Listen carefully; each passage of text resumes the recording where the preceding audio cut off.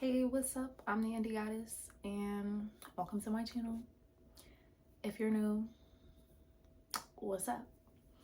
So today, I know you read the title.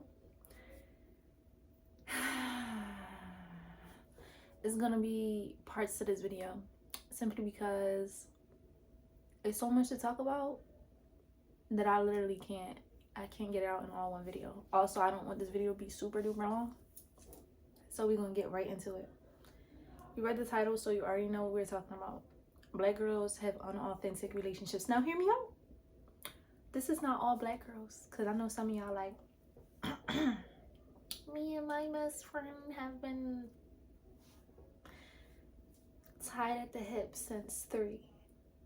And everything that you're about to say is BS, because we've never fallen out. Okay, sis. That's not everybody's reality, and that's okay. We're going to get into the ones that this is applies to, not applies to. Okay, so if you are in a happy friendship with someone and you feel like nothing can ever break you apart, get off the video. Okay. This is for the girlies like me who invested time, blood, sweat, and tears into a friendship, all for it to go sour and end. Okay, so I got notes because that's what type of video this is. It's a dead serious video.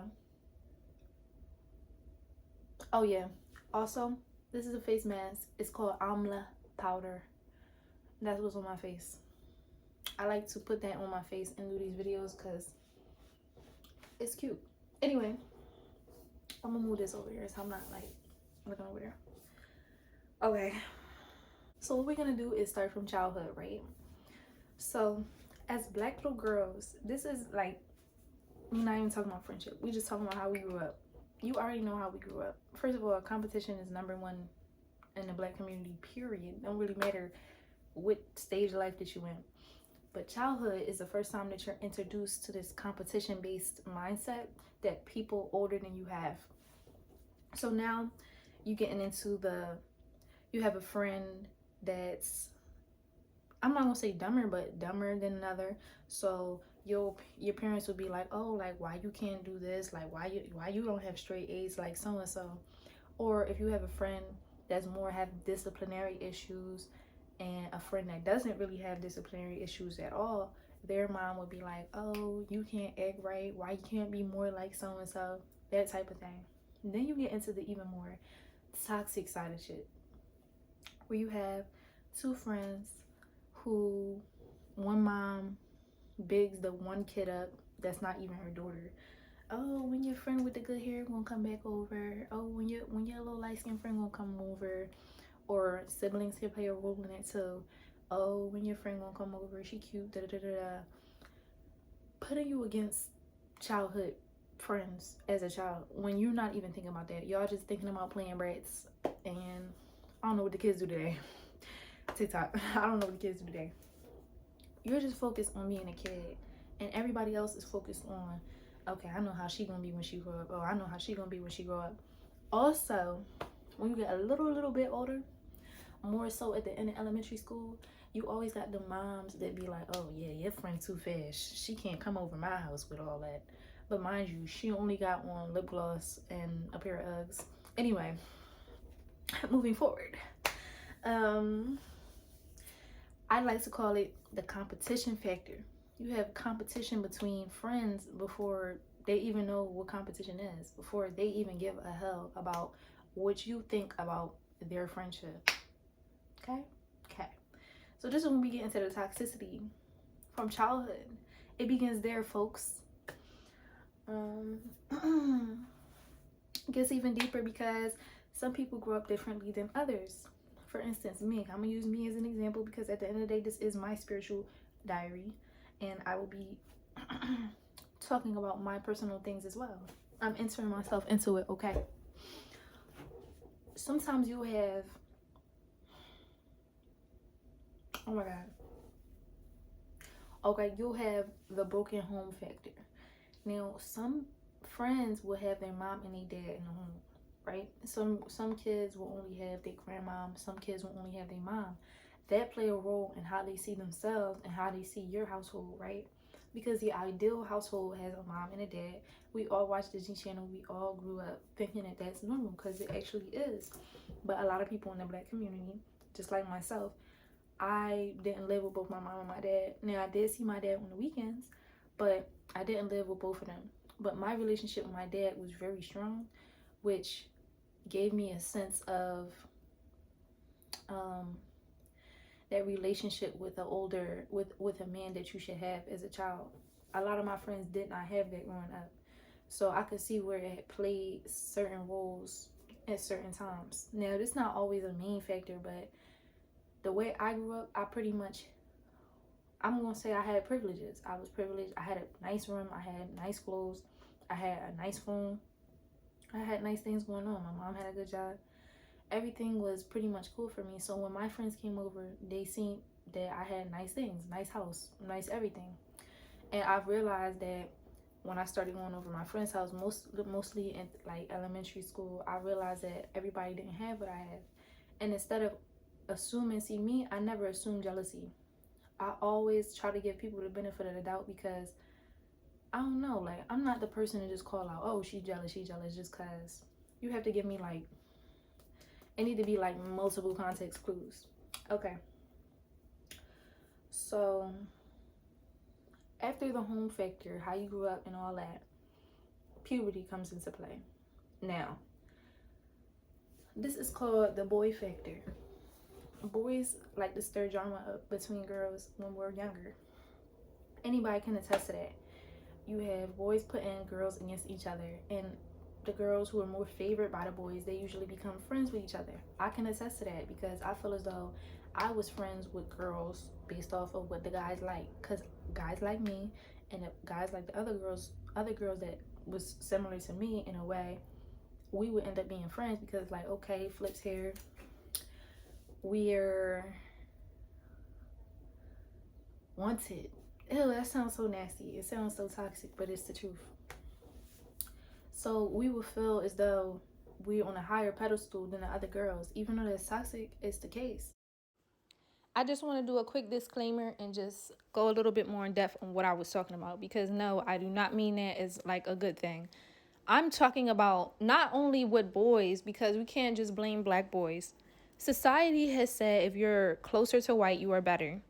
When you are young, you indoctrinate this into everything, into who you play with, everything, simply everything. So what I'm trying to explain to you is that although it's not right, a lot of us when we were younger were placed into different friend groups because of where we would be in society, of where we are in society. And amongst black kids, lighter skinned girls with longer hair would be more so in the same friend groups, not all the time, but sometimes, because of what society says. Society says that you girls should get along. Society says that other types of girls should get along. Now, like I said, this is not always the case. It wasn't always the case for me. But what I've noticed is that my friends that were darker complected did have Eurocentric features, did have long hair, were extremely pretty, did not have the stereotypical black girl look. So this is what I'm talking about when I say this. It is not at all right, but a lot of us choose our friends when we're young, when we're kids, based off of the white misogyny that we have been taught subconsciously at that age. And if it wasn't the way you look, best believe it has something to do with how much your mom made, how much your dad made. Okay, who got this bag? Who got that bag? Who got these shoes? Who got these shoes? That's who would be friends. So that's another example. And then you have the friends that's friends for certain things, like, oh, we all double dutch, we dance, we sing, whatever. Like, you have different friends for different reasons. And when we get into part 2, we'll talk about that, because as you get older, the reason why you became friends with your childhood friends starts to fade as interests start to change, if you understand what I'm saying. But moving on.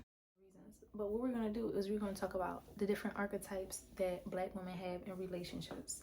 But I just want to go step by step so you know, like, the certain things that affect friendships and things like that.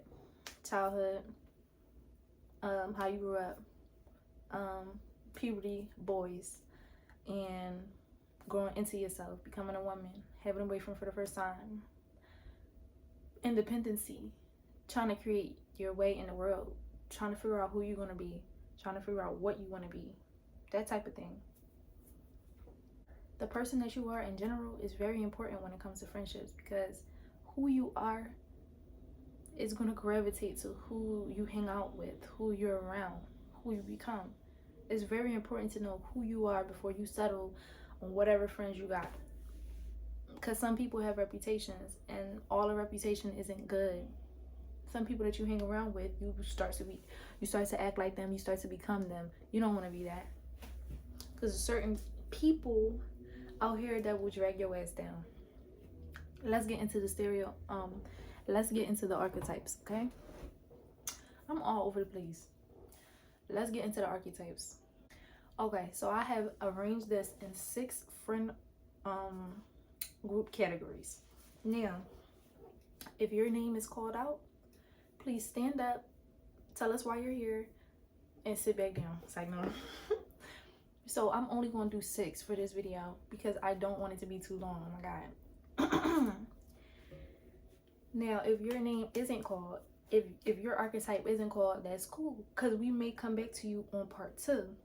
But just hear me out, listen, and see if you're one of these friends or you have this type of friend in your friend group. Friend 1, okay? Now, not gonna lie, this my little this is the girl who I feel like I fit the category for certain friends, because everybody isn't gonna be a childhood friend, okay? Because you meet people when you're a little bit older, but cool. The friend you can be your authentic self around.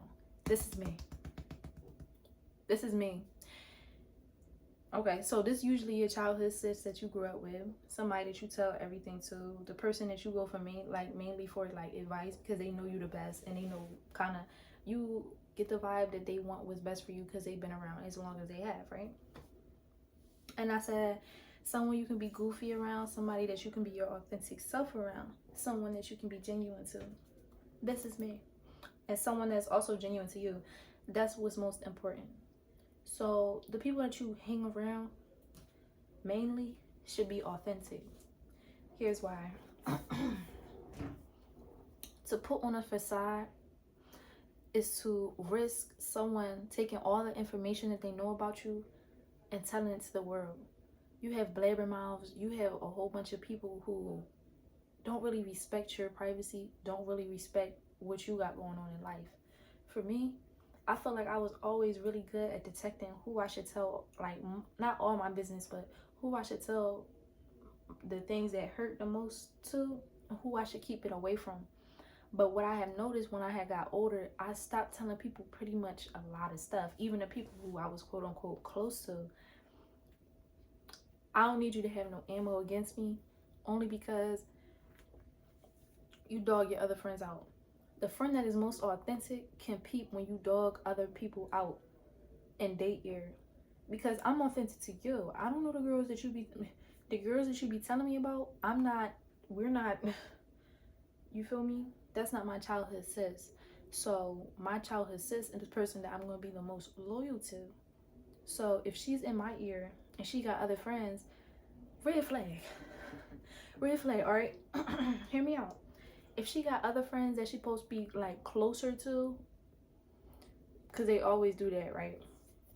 This supposed to be her best friend or whatever, and she telling you how many bodies this girl got. She telling you who she been sleeping around with. She telling you what she do or don't do with her life. Red flag. Red flag. Here's why. Why is she telling you all her business? Even though y'all not close, you and the other John, why is she telling you all her business? So will you tell all my business to somebody if you didn't approve of how I was moving? See, this is why you gotta keep certain things to yourself. Because certain things you can't tell everybody. I don't care. Okay. Moving on to friend 2. Because like I said, I don't want this video to be long. Oh, also, if you see my underarm hairs, like, I grow them out because it's an aphrodisiac. And guess what? I'm a natural babe and I don't care. You're not about to judge me. So keep your comments to yourself. Friend 2. All right, this is another cool friend. This is the little sis friend, right? We're not gonna spend too much time on this one because it pretty much sums it up. Someone that you see mad potential in, somebody that you want to make better decisions than you did, somebody that you can advise,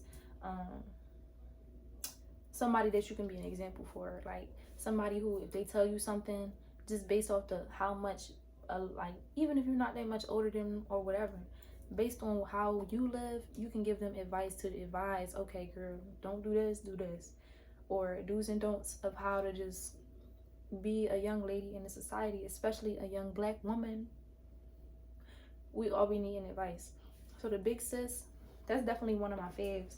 I'm this to certain friends. Friend number 3. Okay. Now I feel like I have a story time about this friend, but we're not even gonna do it. Okay, this is the friend that you pretty much got the most in common with. This is the friend that you could potentially be best friends with them, but they give hater.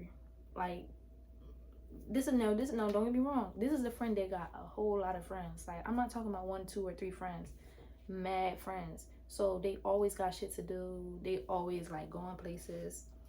And they would be really cool if they didn't show hater, like, if they didn't give haters sometimes. Like, you know how sometimes you don't really, like I said, I don't really call jealousy out just because, like, you would have to give me multiple context clues to the jealousy. Like, I'm not just gonna be like, oh, you're jealous of, because I feel like that's a strong word. You know how they say hate is a strong word? Jealousy is a strong word. But this be the friend, hold on, let me see what I had said. Yeah, the one who is close but never too close to you. And they have like so much in common, but they make you out to be so different from them. They always pick and choose when to not invite you to things. When, like, say a guy that they like might be there, they won't invite you. Or like, let's say a friend group think they the world or whatever, and if you come around, like the type of friend that they think that you would them they like if you're around.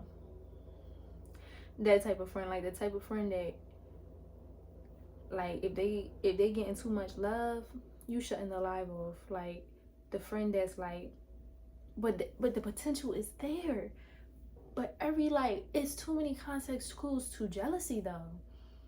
I don't like this friend. Now mind you, I've cut this girl off years ago. And she ain't coming back. So if you got a friend like this, I'm telling you, if you sense jealousy is there, cut her off. Cut it. All right, friend number 4. So this is like, it could be a good thing or a bad thing. This is the aesthetics friend, okay? This is somebody that like you dress like or want to dress like. This is somebody that you have superficial things in common with or want to have in common with. This is the pretty friend or the friend that you think is attractive, that you feel like you can go out with and get clout from. This is somebody that you feel like got way more followers if you care about that type of thing. Maybe you have a pop in YouTube that you can like get on from. That friend, the aesthetics friend. Now here's why I said it could be a bad thing. That's the bad part of the aesthetics friend. The reason why I say black girls have unauthentic relationships is because you should love people for who they are. You shouldn't love people. You shouldn't approach a woman as a girl who wants girlfriends or whatever. You shouldn't approach somebody just based off of how they look, because their personality could be completely shit. Or you shouldn't just try to be friends with somebody based off of how they dress or what bag they're wearing, because that's weird. And when they turn around and don't really rock with you like that, you can't be mad at that person, because you was like one of those girls who like men for the money. Oof, that's another one. Ew. You was like one of those girls who like men for what they can give you. You was not authentic, so you can't be mad that the bull who you was with wasn't authentic. Same thing for this girl. Now, aesthetic friends could also be cool, because you can have friends that like reading books and y'all are in a book club. And it's like, okay, like she give the black girl nerdy aesthetic, I like that. Or you could like the awkward black girl, like somebody who is quirky, somebody who wears glasses like you. I don't know. I wear glasses, but I'm not. Anyway, something like that. Like somebody who has at least something in common with you that is interesting. Like reading books, reading comics, liking superhero movies, playing The Sims. Like somebody like that. That could be a cute aesthetic friend for you, because at least if y'all don't talk about nothing else, y'all have something to talk about other than superficial, unauthentic shit. Moving on. Friend 5. Okay. Now, I'm gonna be real with y'all. The real reason why I'm really doing this video is because the last couple of weeks, or not really the last couple of weeks, I had a friend break up, but I was not upset that it happened. It was one of the first times where I had a friend break up that I wasn't upset. Here's why. It was too many red flags. It was way too many red flags, and I feel like the real nigga in me should have seen this shit coming. Also, okay, come on. We just want to get in a friend 5. I don't care. Okay. So this is the friend that thinks that you're their therapist. In a moment you don't want to no longer be their therapist,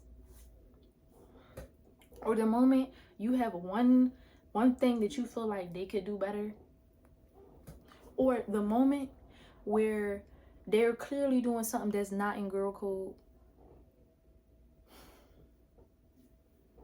and the moment you say something that's some real stuff that you really find an issue with, and they gaslight you to make it seem like you're talking about something completely different. Okay, so friend number 5. Come on, let's get it pop. This is the friend that thinks that you're their therapist, okay? This can also be a childhood friend, which for me it was, which that's when it hurts the most. Because, and I feel like you agree to be their therapist because you love them and you know them before the misogyny really hit the fan.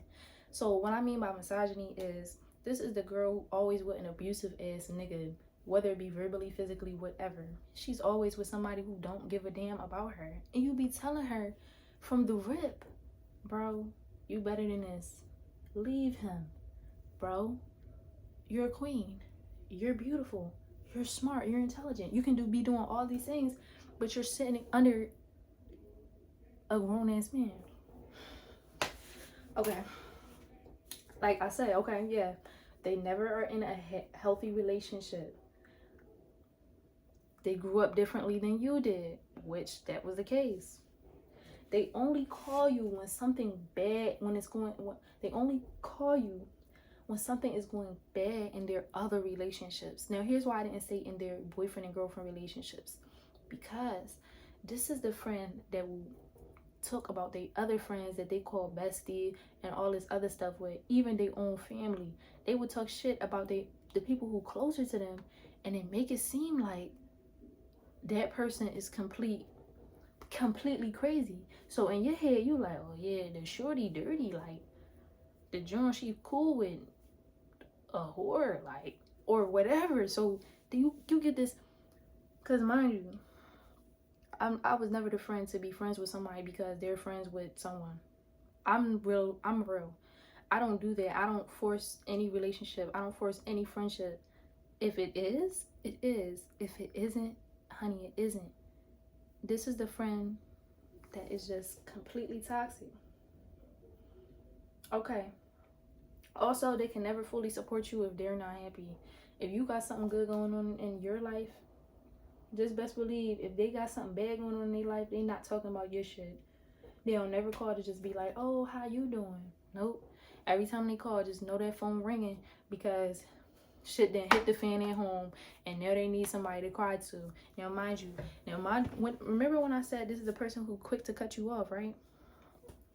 This is also the person who do anything in a boyfriend and girlfriend relationship, will do anything to make it work. Will have somebody drag them through the mud and still be cool with them. Still be trying to make the relationship work. This is that. Cause I know I'm preaching to the choir when I say some black women have have completely lost their mind when it comes to prioritizing self above anything else. For me, happiness is the key to everything. If you're not happy within, you cannot be happy with nobody. If you let somebody continuously treat you like shit, you're not happy. Deep down inside, you're sitting here crying. And you have real people around you that always want to answer the phone, always want to console you because they love you. Because that's how I felt about this chick. Like, and then the one time you say something that you don't like, and it was red, it been red flags. Matter of fact, it's gonna be a story time on that one, period. Because I just decided it been red flags in that relationship. But the real nigga in me be like, you know what? Meet people where they at. You know what I mean? Meet people where they at. So I started to like kind of distance myself from the situation. I'm not the type to invite myself nowhere. Okay? I never invited myself nowhere. I never did none of that. I didn't even make plans because I felt like I had success to work on. I had to work on certain things. I'm going to be that childhood friend that can always bring laughter, can always bring nostalgia and all that stuff. But you can only give but so much of yourself when you're a young woman trying to make it. So if you have things to do, you can't be worrying about other people and they should. Basically, this is the friend that's a complete disappointment.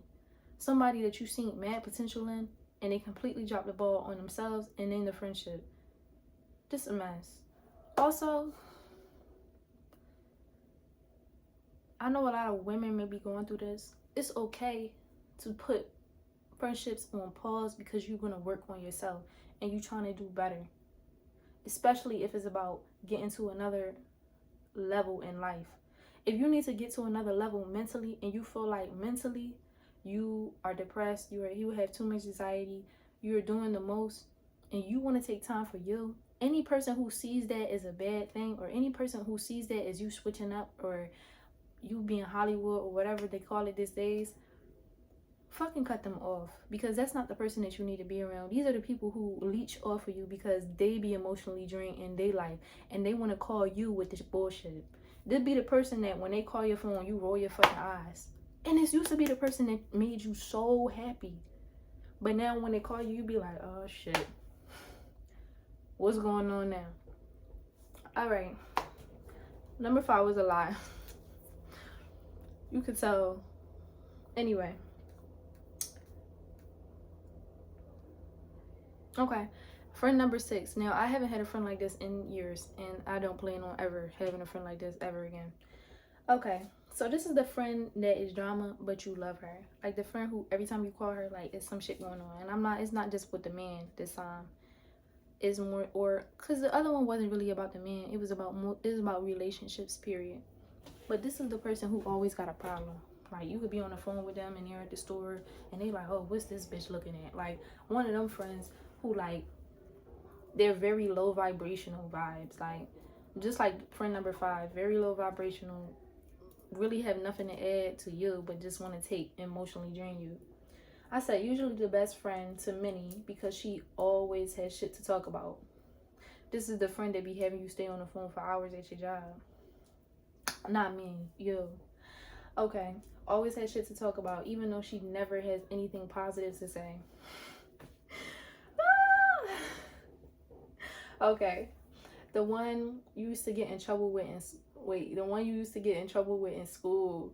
This is somebody who used to like damn near put them and your grades on the line because they couldn't stop making you crack up, or they couldn't stop busting it up, or they couldn't stop getting you in their altercations because they always had a problem with somebody. So now you beefing with everybody in the school because they are, but they also the same type to become friends with the joint again. So now you got an awkward relationship with the joint. Anyway, the one who you got in fights with but always ruled for you. Now, one of the good things about friends like this is that if you ever have an altercation, you can definitely call them up and they'll be ready to ride for you. Now, here's the problem. These is the ruthless hoes. These is the girls that's been in jail. These is the girls who didn't graduate. These is the girls who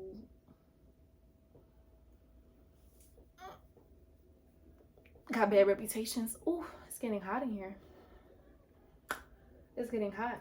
Okay. This is one that has a bad rep, but you love her anyways. Now, I mean, friend number 6 to me, in my opinion, like, I haven't not been friends with somebody like that in a very, very long time. If you're friends with somebody like that and that's checking your boxes, you need to unfriend this person. If you're not a toxic person. Now, if you're toxic, keep her on your roster. But if you're not, then no. So this is part 1 because there's a lot really to talk about, but I want to make it clear. Black girls and their unauthentic relationship starts in childhood. Black girls and their unauthentic relationship starts with the parents that they grew up with or didn't grow up with, the home environment that they had, the siblings or non-siblings that they had, the things that they used to seeing and the people who surround them, the family situations. Then it goes into boys, puberty, shit like that. It's a lot of things that play a huge role in your friendship. But be understanding to the person that people are becoming. Know when to distance yourself from someone and know when to bring them a little bit closer. Be the type of friend who goes on little girl dates with your friends or whatever, and nail dates, whatever y'all do. Be somebody who is consistently a friend to somebody. Don't always put all your burdens on somebody. If you're having a really shitty week, try to take at least 6 days out of the week to deal with that shit on your own. You know what I'm saying? Even if the first day you call them and you want to need consoling, don't drain them of their energy with your negative shits. Because the worst week of your life could be one of the best weeks of their life. And how selfish of you to come and to just be this burden on someone that you're supposed to be loved, that's supposed to be your best whatever. No. It's a lot of boundaries that be crossed when it comes to black women. And it's because we don't really have that